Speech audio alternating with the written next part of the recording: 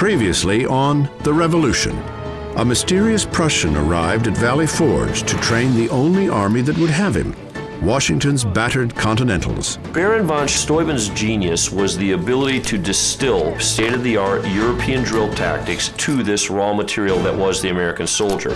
That army and its commander are now convinced that they can beat any army on the face of the earth, and they are eager for the fight. And that fight comes on one of the hottest days of the war. Monmouth became the war's longest, most brutal battle. When the smoke had cleared at Monmouth, it was a draw. This new army that had come out of Valley Forge held their own against the British. This renews the public's spirit for the war.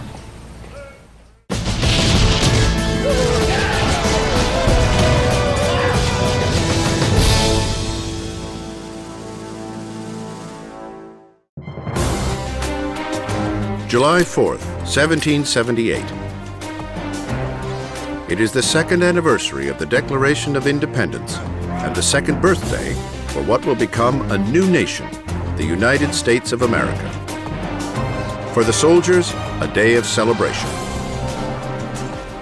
And for their leader, General George Washington, a time of renewed confidence.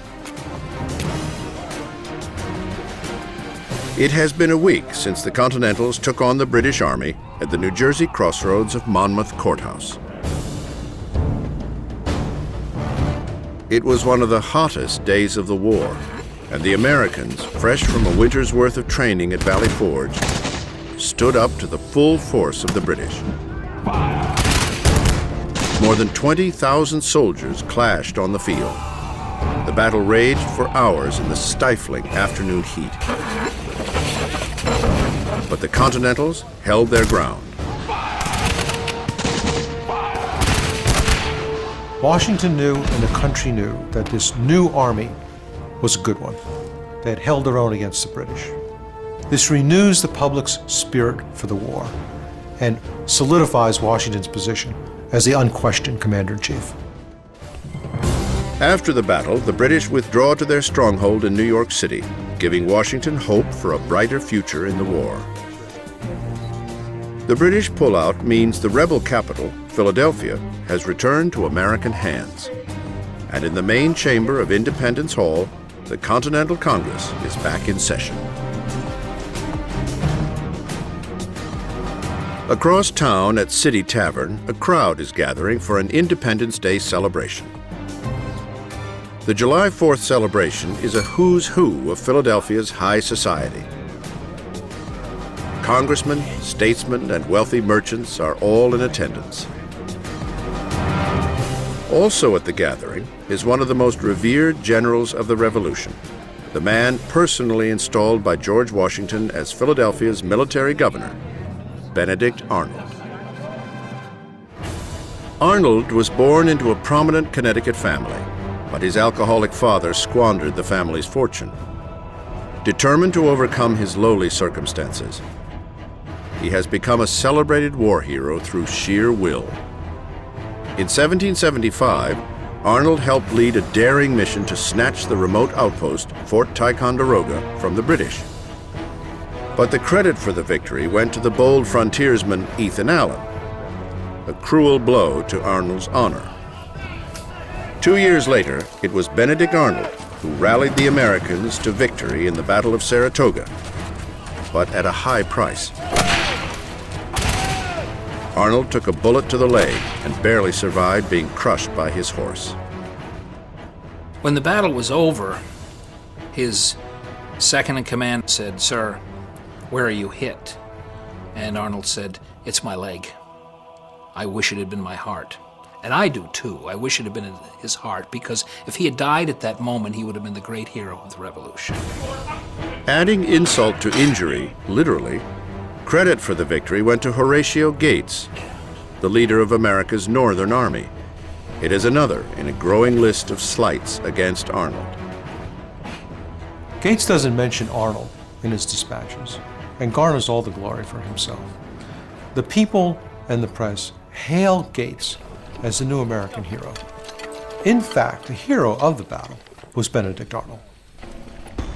Now crippled by the injury from Saratoga, Arnold has had to relinquish his battlefield command for a new charge from George Washington: to restore order to Philadelphia, a city still reeling from the 8-month occupation by the British.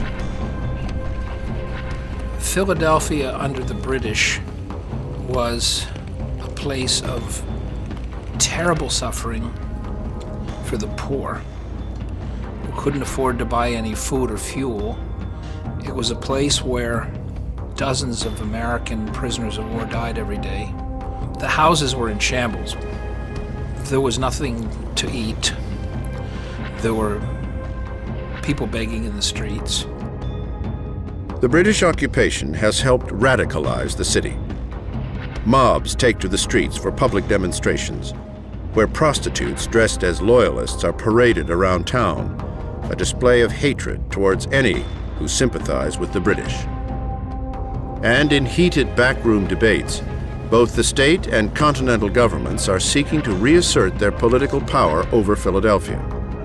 It creates a precarious situation, one that the headstrong general is ill-equipped to handle. Benedict Arnold has something of a prickly personality. He is not the kind of person that an acquaintance would probably go out of the way to compliment to other people. He is vain. He's somewhat self-serving, he's somewhat self-interesting, and those that don't already like him are not inclined to do him any favors. In addition, with his haughty manner and fancy dress, Arnold looks to many just like a Tory, a loyalist. Around town, Arnold and his expensively dressed friends wear the wigs and fineries associated with the British. But it is Arnold's actions as military governor that cause a stir. Arnold's first act was to close all the stores. He said to take an inventory of what there was available to supply the army and the civilians. But immediately the accusations began to fly that he was cornering the market on goods that he was going to sell himself. I don't think Benedict Arnold was doing anything as a commanding officer in Philadelphia that many of the other generals on both sides did as a matter of custom. Officers got a percentage, commissary generals got a commission, and he was only doing what others did. Arnold does little to help his cause by regularly entertaining suspected loyalists. There is one in particular who catches his eye. A younger lady, demure, quiet, intense, lovelier than the rest, Peggy Shippen. At 18, Peggy is half Arnold's age and is the daughter of one of the wealthiest men in Philadelphia, the judge and merchant Edward Shippen. The Shippens tried to maintain their neutrality under the British occupation, but are strongly suspected of being loyalists. Like many of Philadelphia's society women, Peggy kept company with British officers over the winter of 1778. One of her closest companions was British General Clinton's ambitious aide-de-camp, a young man by the name of Major John Andre. Shippen's friendship with Andre has not ended with the withdrawal from Philadelphia. Through her friends, she still hears from the British officer. It is a relationship that ties her dangerously close to the enemy. Arnold is taken with the young Shippen and begins an intense courtship that captures her heart and culminates with their marriage. Peggy Shippen, from the time she was about 5, had heard about Benedict Arnold. The newspapers were always full of his exploits. She was a gorgeous young woman. She was extremely well-educated by her father, self-educated as well, could run a business which appealed to a Yankee merchant like Arnold. Today they would be considered a dynamite couple, and I think they saw themselves in that term right away. But they are also a couple under scrutiny. For his extravagant parties and questionable business dealings, Arnold comes under fire in the press. They are deadly serious charges, corruption, abuse of power, leveled by an anonymous source. Once again, Arnold faces a slight against his honor. But this time, his integrity is called into question. It is an attack that may push him too far.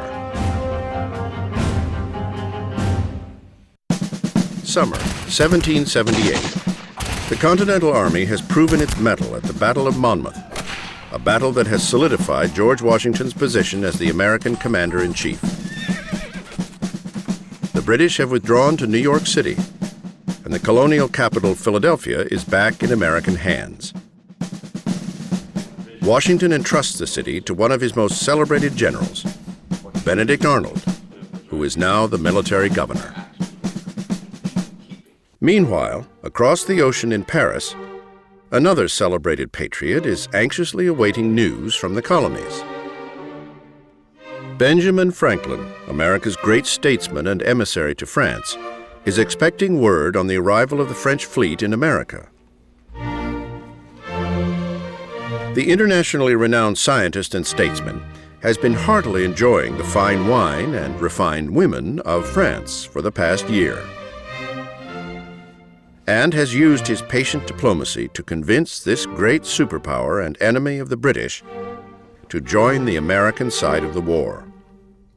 Now, 12 ships of the line under the command of the French Admiral Comte d'Estaing are under sail to aid the American cause. The hope is that the French fleet will help bring the war to a quick end, but the news from America is not good. A storm wreaks heavy damage to the ships, crippling the fleet and eliminating any chance of engaging the British. The whole Franco-American alliance, it's a very, very awkward alliance. And it gets off to a very wobbly start. This makes up the impression that the French are a bunch of cowards who haven't really come to our rescue anyway. And so this much trumpeted alliance with our saviors, the French, begins to sound like it's a pipe dream. And Franklin's job from France is very much to eliminate that idea and to paint a happier picture of the alliance, to uplift the alliance, because this is our only hope. To that end, Franklin engages in his own special brand of diplomacy, talking politics while socializing over games of chess in the salons of Paris.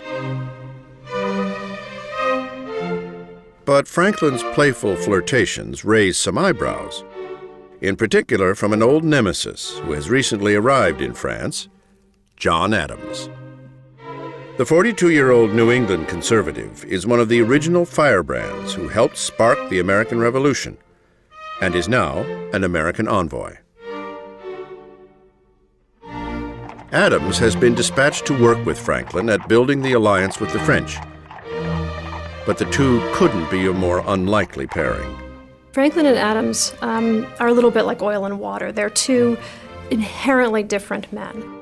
Adams arrives in France, and he is a man of schedules, he's a man of efficiency, he wants an answer now. Franklin realizes that what he's conducting is diplomacy, and diplomacy is not conducted in this rather rigid-minded way. So Adams's perception of Franklin is that he's dilatory, and he spends an enormous amount of time socializing, and that he's a little bit overly patient with things, and that he never gets a straight answer. That is all of it a definition, of course, of diplomacy. Adams may be impatient, but for now there is little that can be done. So the mismatched couple will have to bide their time until the day the French Navy can finally come to the aid of the American cause.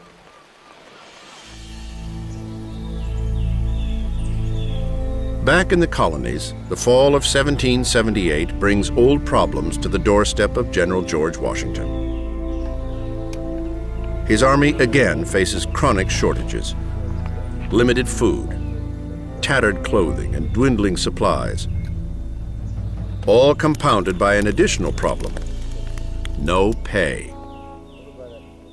It is a strain that weighs heavily on Officer Joseph Hodgkins, a 35-year-old cobbler from Massachusetts who has dutifully served in the war since its outset. Hodgkins has not been paid in months, a reality that is pushing even the most dedicated soldiers to weigh their commitment to the war against the needs of their families. My dear, you say in your letter that you are afraid that I shall stay in the cause of liberty till I shall make myself a slave to it. I have too much reason to fear that will be the case. I hope to come home soon and see you. Wishing you good night. Your most kind and affectionate husband till death, Joseph Hodgkins. For women like Joseph's wife, Sarah, life outside of the war has brought its own set of difficulties. In addition to raising their children, tending to the family business fills her days. And with the value of paper money dropping to 3 to 4 cents on the dollar, budgets are stretched and families are feeling the strain. The problems on the home front begin to have an impact in Washington's ranks. Many officers resign their commissions and return to civilian life to provide for their families. But as veterans of the fight for independence begin streaming out of the war, another group is finding their way in. Slaves. They come from Rhode Island, a state desperate to fill its recruitment quotas, and are joining the fight seeking something all Americans are after: freedom. Slaveholding is common across many of the colonies during the Revolution, from the North to the South. And although the colony of Rhode Island was founded on principles of tolerance and equality, it has grown as a major port and market in the international slave trade.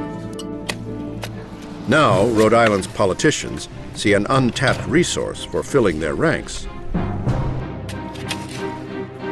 The Rhode Island Regiment comes from a region that was, for the North, one of the major slave-holding regions. If they'd been in the South, they'd have been called plantations, but these are the largest slave-holding estates in the entire North. In order to fulfill their quota commitment, they offer to send some of their slaves. Now, in return for fighting for the Continental Army, the slaves are offered freedom. The slaves are not the only ones tendered an offer. The Rhode Island government offers compensation to the slave owners for their property. But it is still up to the individual slave to agree to the enlistment. Here is your choice. You can remain a slave, or you can support this new nation, and as a result of that support, this new nation and your master will recognize your freedom. Now, obviously, this is a very difficult situation because you can't be sure that you're going to get freedom if you fight. But the one thing you can be sure of, if you don't fight, you're going to remain a slave. Soon, 1 out of every 4 able-bodied slaves in Rhode Island enlists in what becomes known as the 1st Rhode Island Regiment. And although George Washington once stood in opposition to having black slaves serve in his army, the new recruits are a welcome boost to his manpower-starved force. One thing we should always remember, from the beginning of this country to the present, African Americans have had a certain faith in the American dream. And I'm not talking about 2 cars in every garage. I'm talking about the American dream of personal freedom and opportunity. That's something that America, in its rhetoric, handed out to the world from the very beginning as the reasons for its existence. I think many African American slaves took that seriously. Meanwhile, in Philadelphia, the case against Benedict Arnold continues to build in the press. Serious charges that will have to be answered. Winter 1779. George Washington again faces crippling shortages of soldiers and supplies for his fighting force. Some of his officers have even begun to leave the ranks. It is another uphill struggle, not just for the Continental Army, but also for the military governor of Philadelphia, Benedict Arnold. The charges of corruption and abuse of power circulating in the press have been getting more frequent and more serious. The essence of the charges against Arnold were that he had abused his office for his own personal profit, closing the shop so he could rake off business from those. He was just doing what was common practice at the time, but he got nailed for it. The identity of the once anonymous person leveling the accusations is now known. The President of the Supreme Executive Council of Pennsylvania, in essence, the governor, Joseph Reed. The powerful Reed is a veteran of the Revolution who served under George Washington at the battles of New York and Brandywine. There he gained the confidence of the commander-in-chief. Reed's strong patriot zeal is matched only by his dislike for anything that smacks of loyalism. Now a civilian politician, Reed is on a mission to take the control of Philadelphia out of the hands of the Army and return it to his command under the state of Pennsylvania.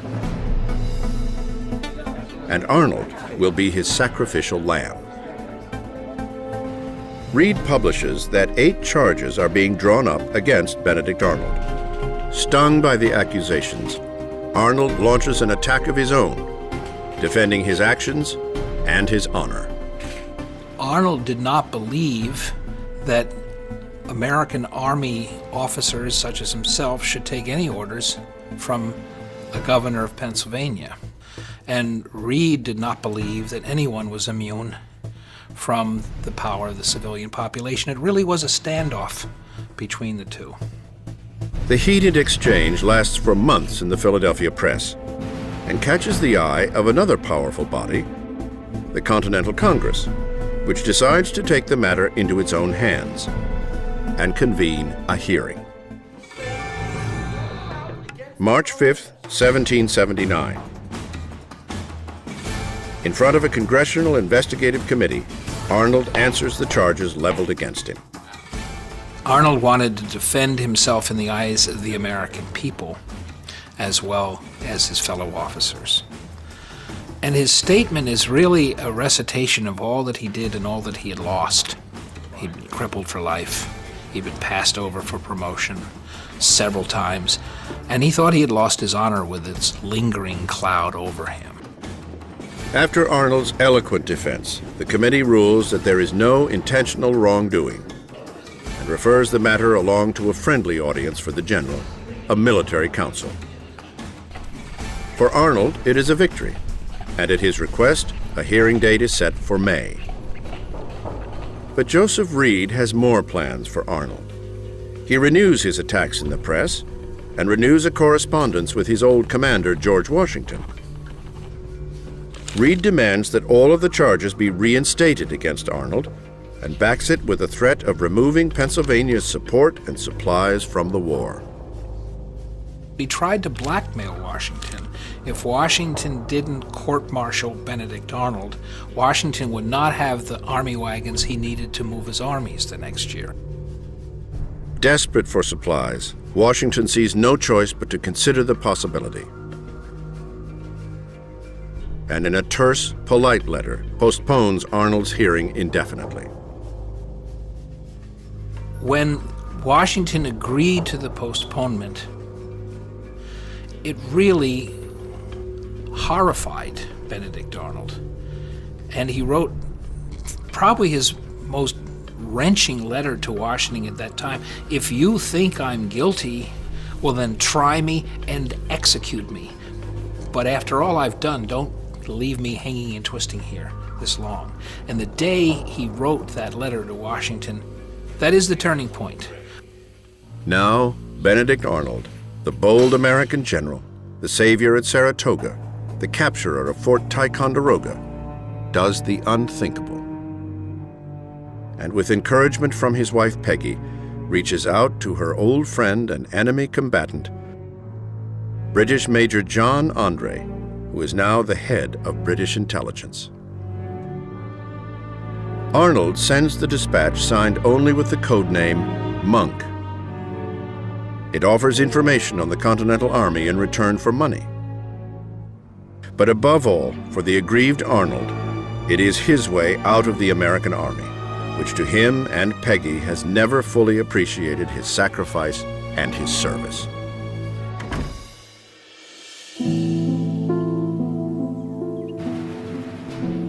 As the war drags into its 4th year, frustrations begin to mount. Officer Joseph Hodgkins is again on the move. Memories of the failed battles still fresh in his mind. It is now clear that the end of the war, seemingly so close last summer, is but a distant hope. And at home, times are increasingly difficult. On just a soldier's pay, the Hodgkins family finances are stretched to the limit. For Joseph, it is time to go home to Ipswich, Massachusetts.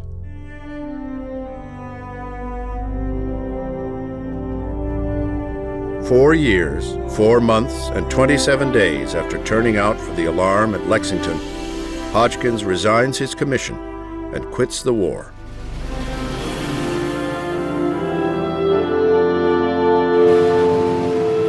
He resumes his life as a citizen, a shoemaker, a husband, and a father, and will never return to the front lines again.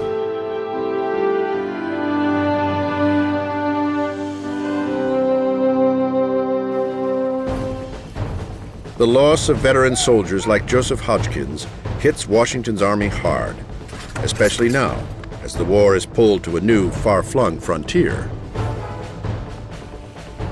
Indian raids on villages to the west have commanded the attention of Congress and the country, and revenge is being demanded. 1779 is shaping up to be a slow year for the Continental Army. Battlefield plans have been made and discarded. Rumors of British movements received, some true, some false. Just one assault, demanded by Congress and ordered by George Washington, will be the major campaign of the year. A foray north into the lands occupied by the nation of the Iroquois.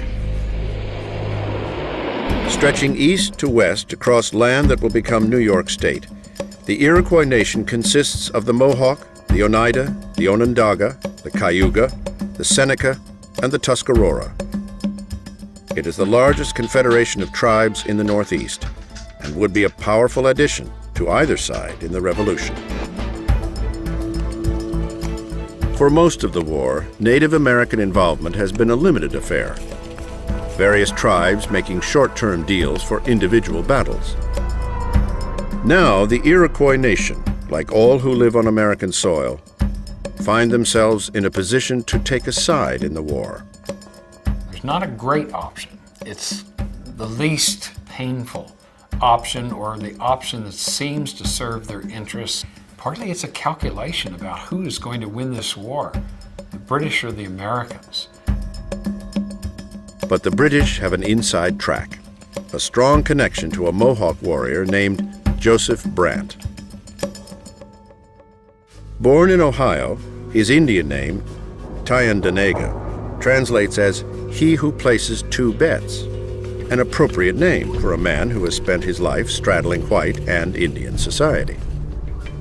Born to Mohawk parents, he was introduced at an early age to a man of great wealth, the British Superintendent of Indian Affairs, Sir William Johnson, who took Joseph under his wing and raised him as his own son. Brant's family connection with Sir William Johnson lands him on a far-flung trip across the sea to another land, Great Britain. Presented as a representative of the Iroquois people, Brant meets with King George III and is promised that his people will be able to keep their lands after the war if they side with the crown. It is a promise Brant takes back with him to America, and he brings his case before the Iroquois Tribal Council. There was a grand debate, reminiscent of our own debate about independence. All the warriors and the leaders and women were included in this debate as well. Joseph Brant started off. He said, "We have to join with somebody, because somebody's going to win." To which another respected warrior said, "War is war. Death is death. A fight is a hard business. We should be cautious before taking up the hatchet." This is a classic debate between hawks and doves. We see it over and over in history, and here it was in the Indian Council among the Iroquois.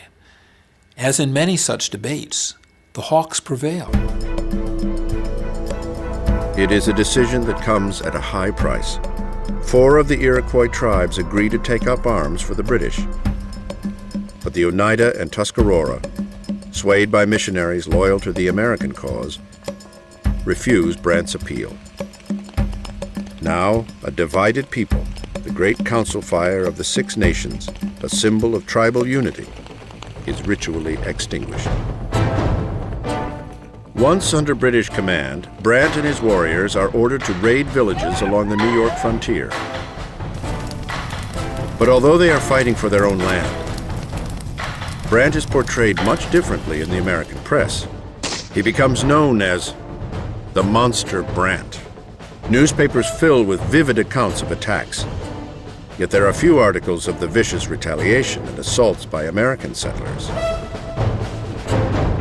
The press coverage of the Indian raids has an immediate effect, and George Washington is ordered by the Continental Congress to mount an offensive against the Iroquois, as they call them, the Savages.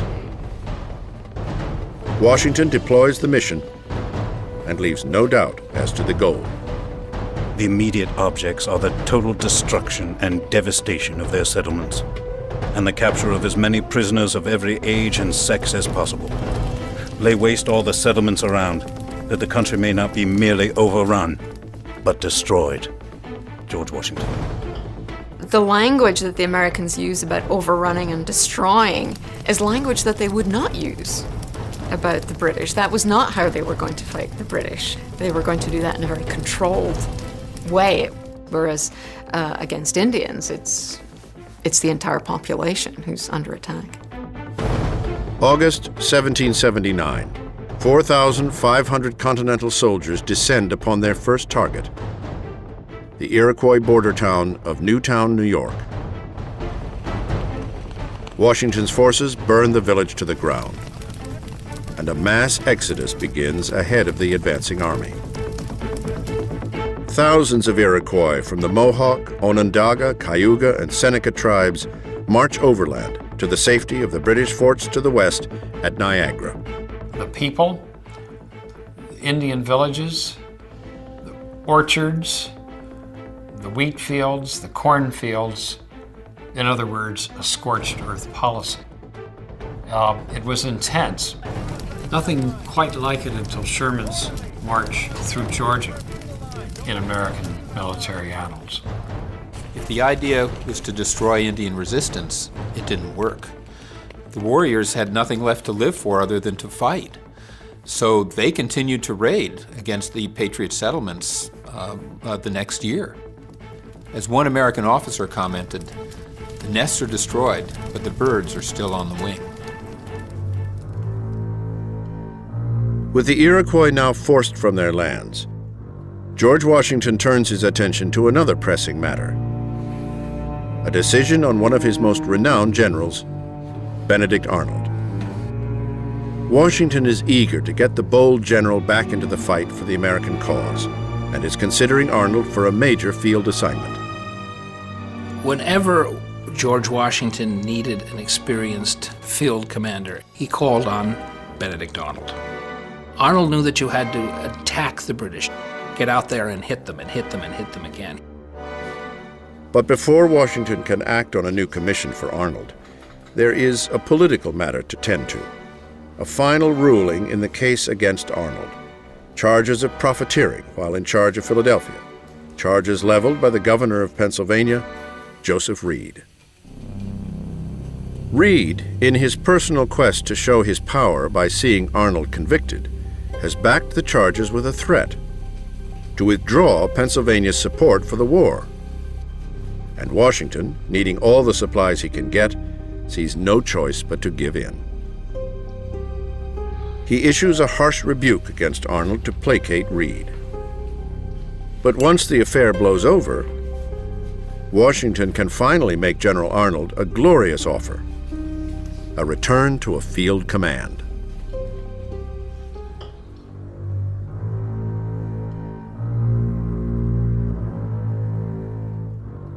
With no knowledge of Joseph Reed's threat, Arnold receives Washington's decision. The words are stinging, reprehensible, imprudent, improper. For the embattled American general, it is the last straw. Passed over for promotion, gravely injured at Saratoga, and now reprimanded by Washington, Arnold is pushed over the edge.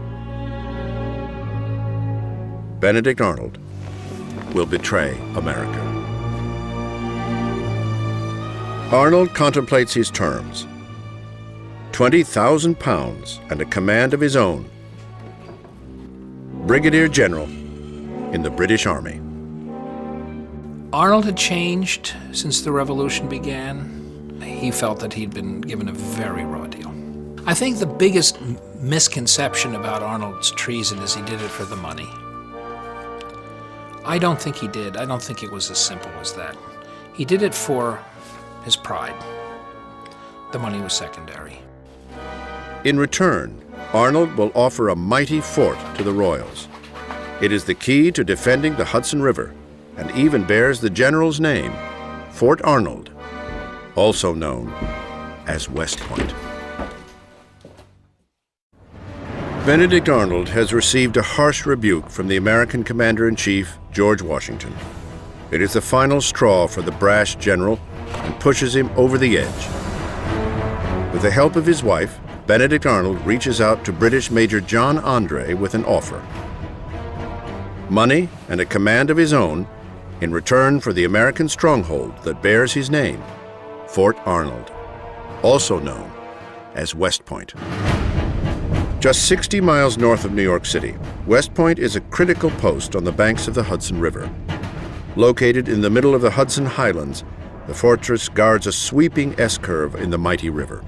At West Point, the river remains tidal, which is to say at some times of the day it flows south and at other times of the day it flows north. This made West Point an ideal place to mount cannons on both sides of the river as ships had to navigate this very tricky curve. It is a prize that the British have coveted since the beginning of the war, but have never been able to take with a military offensive. Now, Arnold offers to deliver the post and begins to lobby George Washington for command of the fort. August 1st, 1780. George Washington summons Benedict Arnold to a meeting just south of West Point, New York. Washington has a surprise for the general, a powerful field assignment and glorious return to action. Control of the entire left wing of the Continental Army, and with it, 1/2 of America's best infantry. Washington takes his leave. The offer on the table is something that Benedict Arnold would have jumped at just months earlier, but his treasonous plot has been set in motion. Flustered, he pleads he is too crippled to assume the command. Only a stationary post. A desk job will do. It is a reaction that leaves the commander-in-chief confused. George Washington was puzzled that Benedict Arnold would want the command of West Point. Washington wanted to put him back into the line of battle as his number 3 general. But Arnold insisted on West Point because that was the deal with the British. Arnold refuses to back down, and Washington finally yields. The command of West Point is his.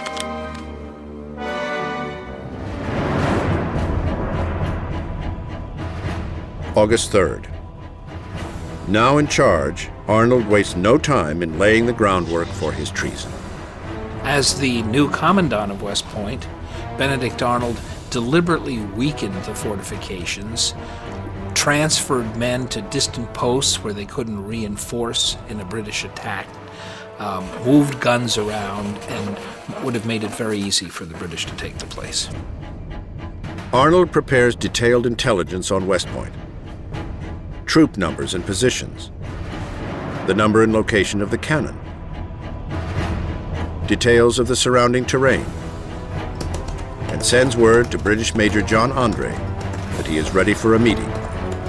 Arnold's treason is just days away. September 21st, 2 a.m.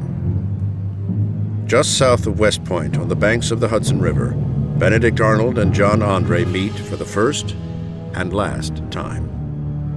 Arnold goes over the plans with Andre in great detail, making sure they are clear, that no question goes unanswered, that the plot is complete. It is a thoroughness that takes time. The meeting lasts for more than 2 hours, and when the two part company, Andre carefully slips the plans into his boot. September 24th. Breakfast at the Arnold residence is a seemingly normal affair. Today, Arnold is expecting a special guest, General George Washington.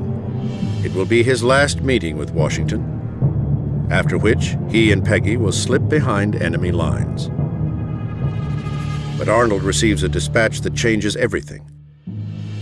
John Andre has been captured, and on him the plans to West Point. Arnold believes that it is only a matter of time before the plot is uncovered. He rushes to Peggy's room.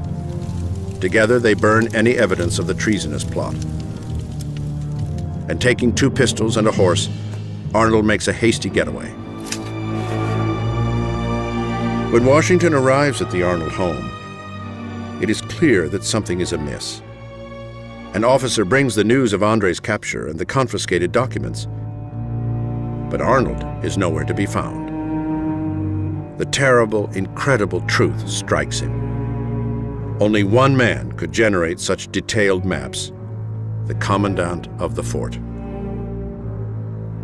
Benedict Arnold is sold out to the British. The remaining question is, who else knew of the plot? Washington goes to Peggy Shippen's room. But to the commander's eyes, she is suffering from the shock of her husband's treason. When Washington arrives at the house, she is weeping, crying that this terrible thing has happened. She's had nothing to do with it. She knows nothing about it. Washington buys this. George Washington was a sexist.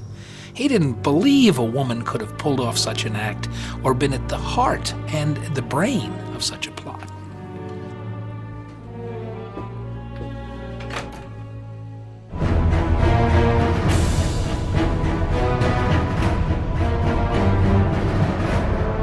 October 2nd, noon. 10 days after his capture, John Andre is the one who pays for the treason of Benedict Arnold. His request for an officer's death by firing squad is denied. He will suffer the death of a spy and hang. Ever the honorable English gentleman, Andre puts on his own blindfold and his own noose. At just 30 years of age, John Andre is both the youngest and highest-ranking officer executed in the Revolution. In British-held New York City, there is a new officer in their ranks. A Connecticut-born patriot, a hero in the revolutionary cause, British Brigadier General Benedict Arnold. Were it not for his treason, he would almost undoubtedly be one of the most celebrated American commanders of all of the American Revolution. West Point to this day would probably still be called Fort Arnold rather than West Point. If the Americans had lost the Revolution, Benedict Arnold would have been Duke Arnold, and Washington would have been hanged, drawn, and quartered. Treason's tricky. It depends on which side you are. Arnold will follow the war to the southern states in charge of his own Loyalist brigade with his wife Peggy, now banished from Philadelphia, by his side. Arnold's treason is the highest in the young history of America. It is an act that shakes George Washington to the core. That one of his highest-ranking generals could betray the rebel cause raises questions. Who else might be considering the same? He will pursue Arnold throughout the rest of the war with a singular goal: to bring the traitor to justice. Next time on The Revolution, the British will shift focus to the southern colonies with a month-long siege of Charleston. Charleston is the richest port in America at the time. By moving south, they were moving to an area where they hoped they could restore British authority. If the seizure of southern states doesn't work, it's not clear what will work. I don't think anyone is more surprised than the British that they haven't won yet. The question they're asking is, why isn't this thing over yet? This should have been an easy victory.